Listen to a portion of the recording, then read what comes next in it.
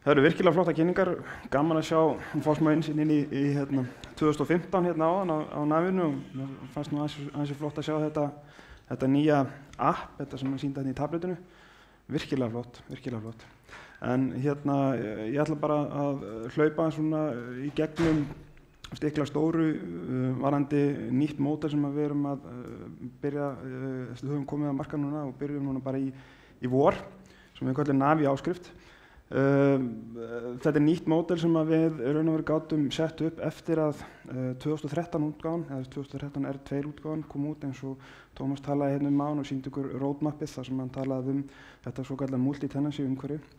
Þegar þetta kom inn þá hófst þess að vinna hérna innan hos okkur að skoða hvað við gætum gert með þetta og þá var stofnað teymi í kringum þetta allt saman og þetta er raun og veru afraksturinn af þeirri vinnu og ég verð að segja eins og mér veist fyrir mig þá virkar þetta alveg óbúslega svona flott umhverfi og þetta er svona einfalt og þægilegt og ég hef oft líkt þessu við þjónustur eins og til dæmis bara eins og við þekkjum með Dropbox eða einhver svona einfaldar áskriftarþjónustu sem þú ferð inn á vefinn og þú raunir að stofna bara aðgang, borgar einhverja fasta mánaðarlega upp að þú hefur aðgang að öllu kerfinu sem að sú þjónusta veitir. Þetta er raunir sú hugmyndafræði sem við erum að færa inn á með þessari vöru hérna. Og svona til að sýna ykkur svona kannski fljótu bragði út af hvað þetta gengur þá er ég með hérna svona smá teikningu sem sýnir hvernig þetta virkar í raun og veru og hvað hérna við getum gert með þetta í raun og veru. Þetta er sameiginlegt umhverfi þar að segja, við erum að samnýða ákveðna tæknilega þætti. Við erum með einn grunn, við raun og veru keyrum bara einn svona svokallega nav-server þar sem við samnýtum raun og veru nav-uppsetninguna og svo stofnum við raun og veru bara viðskiptavini inn í þessari uppsetningu og þurfum raun og veru ekkert að gera neitt annað heldur en að keyra nokkrar skriftur og þá er nýtt fyrirtæki komið inn. Þetta getum við gert innan við degi. Þannig að á innan við degi getum við sett upp nýtt fyrirtæki í NAV og Afend. Þannig að þetta er ótrúlega hagræðing og klárlega sparnaður í rekstri á þessu umhverfi sem að þýðir raun og veru bara lægri verð til viðskiptavina. Og ef við horfum aðeins á þessa teikningu innan bara svona til að hlaupa sig gegnum þetta, þá er þetta bara þannig eins og segja, við erum með sama NAV-serverin sem við keyrum fyrir alla. Hver viðskiptavinu er með sitt eigið gagnasvæði, það er að segja gögn viðskiptavinar eru alltaf hýst sér frá næsta viðskiptavini, en við samnýtum, eins og ég sagði áðan, grunngögnin sem að keyra í raun og veru NAV-umhverfið allt.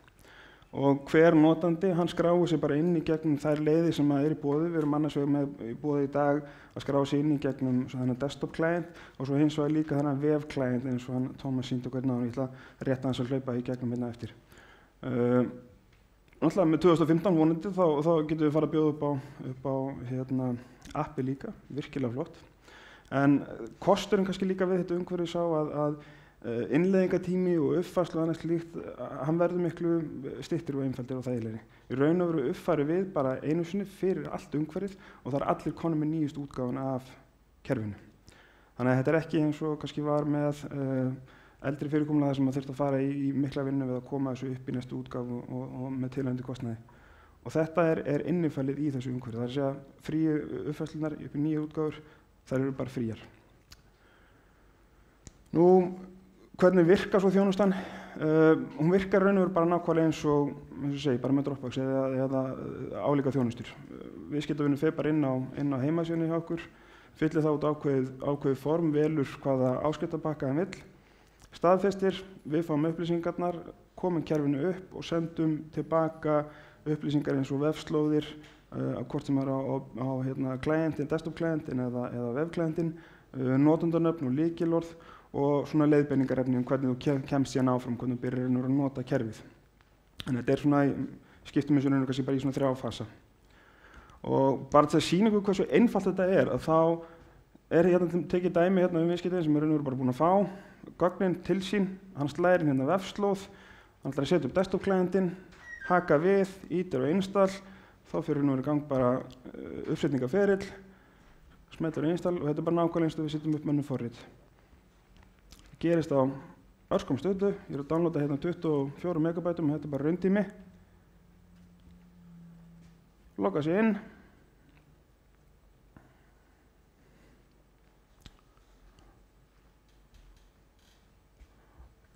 og svo bara desktop client komin upp og hann getur byrjað að vinna. Þannig að raun og veru frá því að við sendum ykkur gögnin, þá tekur þetta langan tíma að keyra upp umhverfið. Svo eru líka með vefklientin, við bjóðum upp hana í þessum pakka líka. Að það var bara sama. Þennan vefklient hægt að opna í helstu spjaldtölum, þetta virkar og svona opinber stuðningur í spjaldtölum eins og iPad, þannig að það hægt að keyra þetta upp þar og raun og veru fikta í kerfinu og skrifa út reikning og bara vinna helstu aðgerðnar. Það ekki allar aðgerð kannski boðið í spjaldtölu en svona 95% af því sem er í venjulegum vefklient.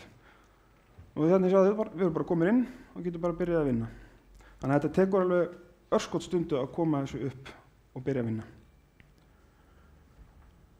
En svo bara spurningin, hvað kostar þetta? Við ákveðum að fara hérna núna nýja leiðir í vor og pakka þess inn bara í svona áskrifta form, bara eins og segja, bara nákvæmlega eins og Dropbox og önnur fyrirtæki að gera þetta. Þannig að núna í dag bjóðum við upp á 3 áskrifta pakka. Silfurpakkin grunnpakki þar sem við bjóðum upp á bara grunn navkerfið, þetta bara grunnkerfið. Og það engar viðbætur inn í því frá Advania, heldur bara grunnpakkin frá Microsoft. Inn í þessu hins vegar frítt, fylgir með aðgangur fyrir þjónustuaðila. Og það ég að tala þjónustuaðila eins og ef þið eru með bókara sem sinni fyrir ykkur eða endurskoðanda og fylgir einn frýr aðgangur fyrir slíka þjónustu. Eins og við komum inn á áðan, þá eru fríar uppfærslur, það að segja við uppfærum bara í nýjust útgáfu eftir því sem hægt er og það engin stoppkostnaður. Þannig að menn bara panta, borga bara mánaðargjald og fá kerfið bara upp í running. Svo það næsti pakki, það svokallagi gullpakkin, það sem umfram silfurpakkan, þar raun og veru þarna koma inn sérlausnir. Þarna koma inn bankalausnir og inn í bankalausnum eru allar 4 bankalausnir sem við eigum í dag, það afstemmingar, innheimta, greiðsla og boðgreiðslur. Og svo koma NAV, laun og möguleiki á að sækja upplýsingar inn í þjóðskrá. En fyrir það enda þarf að greiða per kall ofan í þjóðskrárgrunni, þannig að þið borgið hvert sem þið kallið upp einhver upplýsingar þaðan. Það einhverjar nokkrar krónur per skeyti. Og svo síðasti pakkin, það svokallega platínupakki. Hann nákvæmlega eins og gullpakkin nema að viðbættu skeytamiðlunum og inn í skeytamiðlunum bæði innkaup og sala. Þannig að hérna erum við komið með 3 öfluga pakka sem ætti svona að covera ansi breitt bil, en við bjóðum reyndar líka einnig upp á það að það sé bætt inn sérkerfum inn í þessa pakka. Þannig að við erum með ákveðin lista af sérkerfum sem við getum bætt inn í. Og verðin, þau eru ekki amaleg. Við byrjum í 13.9 per notanda á mánuði og förum upp í 21.9 per notanda á mánuði. Þannig að þessi verð verð ég að segja ansi nokkuð góðu. Þetta lægri verð heldur en nokkuð sem ég séð áður. Og þetta möguleikinn til þess að geta gert þetta af því að við erum að samnýta þetta umhverfi, við náum að hagræða og samnýta ákveðna þætti og getum þar leitið boðið lægri verð á þjónustunni.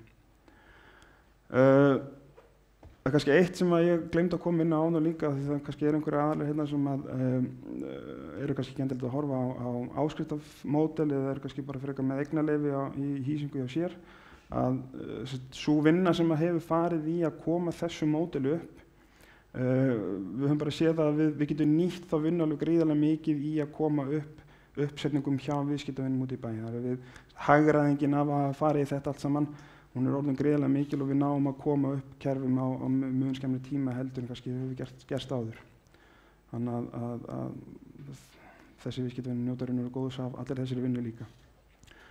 Nú, bara til að koma kannski inn á í lokin, Office 365, það hafin vinna við að skoða tengingarnar á milli kerfana, að geta boðið þessa tengingu og þessa möguleika eins og Thomas Halse var að sýna hérna í morgun, þetta seamless integration á milli, það að segja þú getur farið inn í sitt kerfið án þess að þurfa að logga það á milli.